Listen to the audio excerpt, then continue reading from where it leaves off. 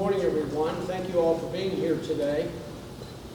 I'm so pleased to speak with you today regarding how Montgomery County took a significant step towards enhancing emergency preparedness as it successfully conducted a complex and very coordinated training exercise here at the Cynthia Woods Mitchell Pavilion here in the Woodlands. The training exercise aimed to simulate this complex and coordinated emergency event, providing an opportunity for Montgomery County's first responders and our community partners to test their capabilities, their coordination, and response strategies. It is our conviction that by replicating real-life scenarios, the exercise allows participants to assess their readiness and to identify areas for improvement.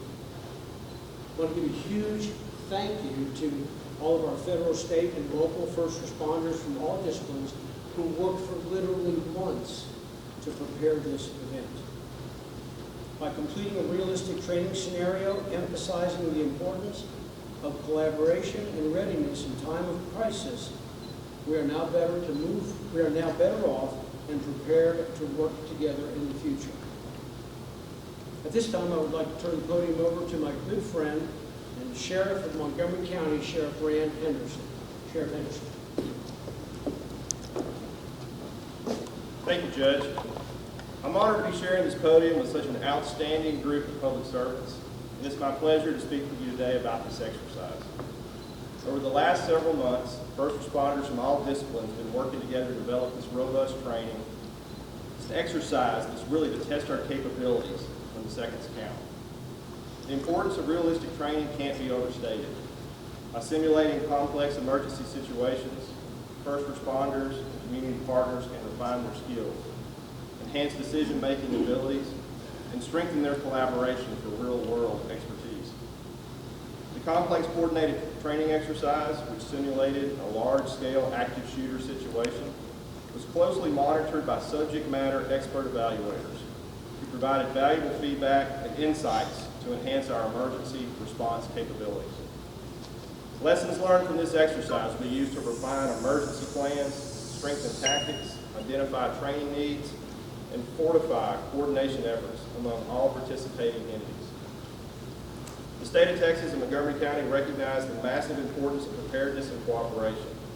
So with that, I'd like to have Texas DPS Major Terry Truitt speak about their coordination of this exercise and thank them for spearheading this valuable training for Montgomery County.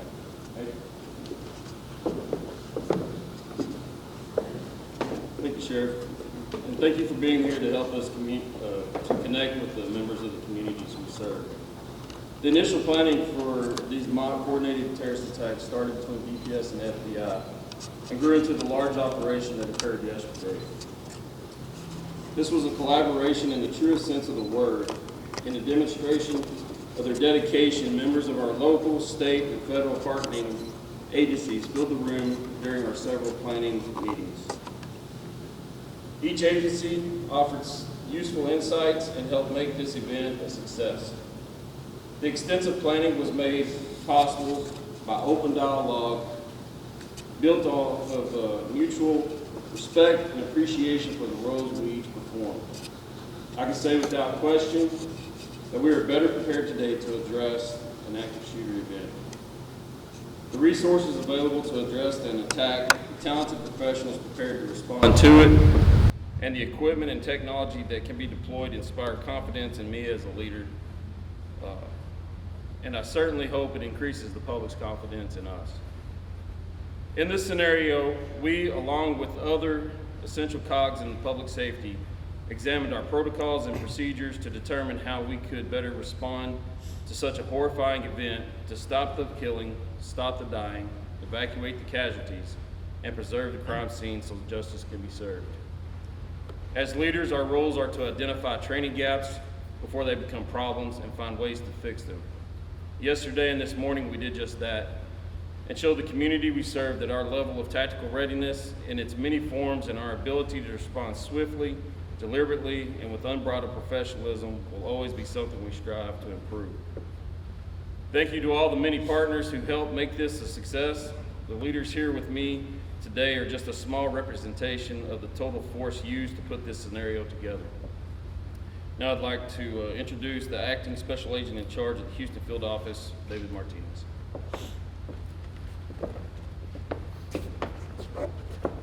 Thank you, Major.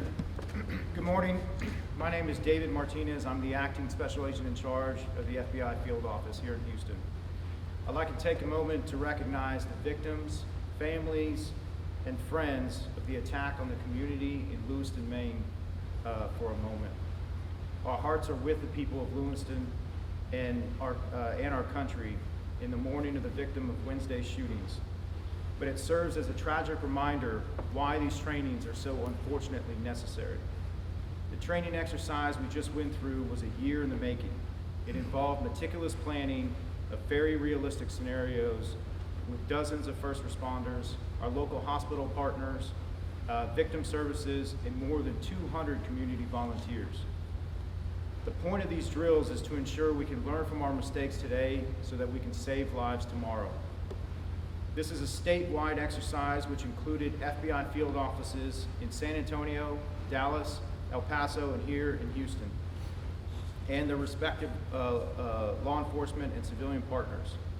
It's called a complex coordinated counterterrorism exercise because it requires coordination, communication, and information sharing amongst our partners. None of our agencies work alone. We have long-standing, year-round partnerships, and we all have resources we bring to the table, whether it's personnel, technology, intelligence, or all of the above. The public also plays an important role in keeping our communities safe. So I want to thank all of our community partners and volunteers who help make this a very realistic and informative exercise. Community cooperation is essential to law enforcement success. That's why we need the community's help to share what you know to help identify threats before they can cause harm to our communities. I'd also like to recognize our victim services personnel who deploy all over the country in response to critical incidents and are right now today providing crucial support to the victims right now in Lewiston. Lastly, I'd like to thank our partners who participated in this exercise and also our partners in the media for being here today to help share this story and show our communities the efforts our federal, state, local partners go through in helping keep our communities safe every day. I'd like now to introduce our partner from MCHD, Chief James Campbell.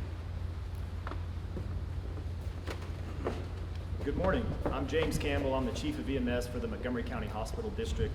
MCHD is the 911 ambulance provider for the entire county, and I'd like to provide some specifics about yesterday's event from an operational standpoint. Overall, yesterday, from an EMS standpoint, our role is to work with triage, treatment, and transport of patients to the hospital in conjunction with our first responder partners from the fire department and law enforcement. Yesterday, thankful to our volunteers, we had 105 total patients, 72 of which we transported to area hospitals, and 5 of which, from a triage standpoint, were coded as black or they were deceased on scene, including the shooter. It takes a lot of collaboration and partnership from across the county to have over 200 volunteers to transport that many patients to all of the major hospitals in Montgomery County.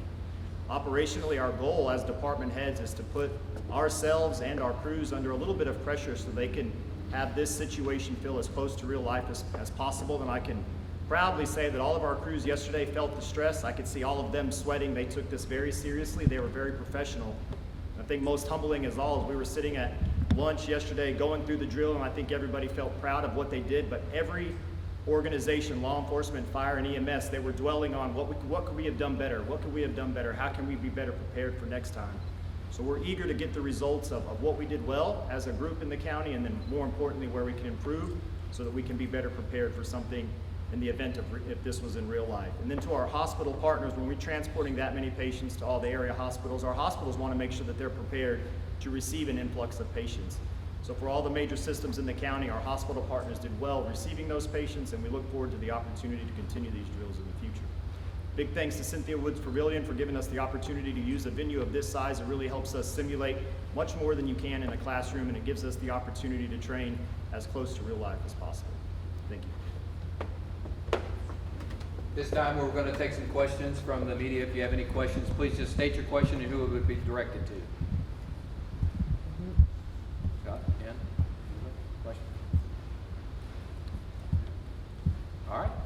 go ahead, Steve. Sean Thompson was online. How long was this in the planning for this particular event? So we started planning around September, October of last year, so we're right at a year's worth of planning. Thank you. Yes, sir. Any other questions? Total number of personnel involved? Roughly. Yeah. We think a little over 250 in all, including volunteers, responders on scene yesterday, over 25 first responder vehicles, fire, EMS, law enforcement, and command. Pretty large response. Any other questions? All right, we thank you for coming. We thank you for your time. Appreciate it.